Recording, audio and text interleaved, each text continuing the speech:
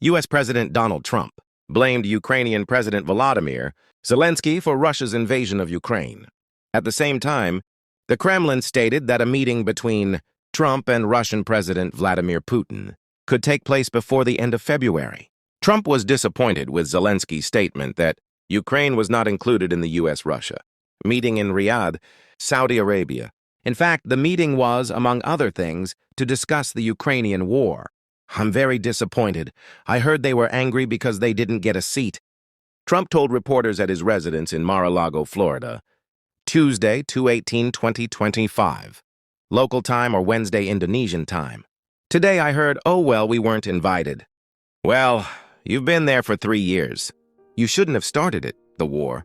You should have made a deal, Trump said.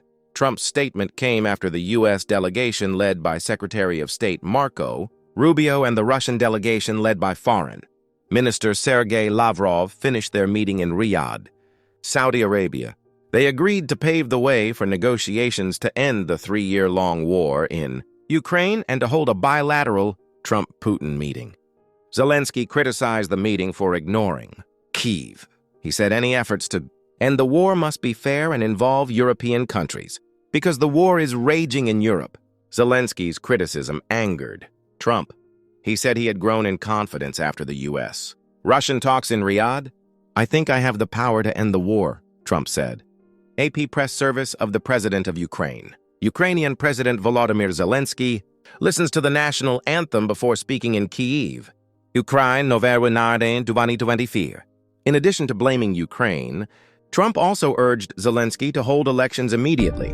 Trump's insistence echoed Moscow's key desire. Asked by reporters whether the U.S. would support Russia's demands as part of the deal, Trump began criticizing what he called Ukraine's approval numbers.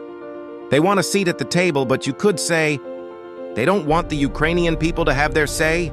It's been a long time since elections were held. This is not about Russia.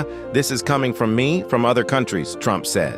Zelenskyy was elected in 2019 to a 5-year term. However, he remains in office because the war has put Ukraine under a state of emergency. Elections cannot be held under a state of emergency.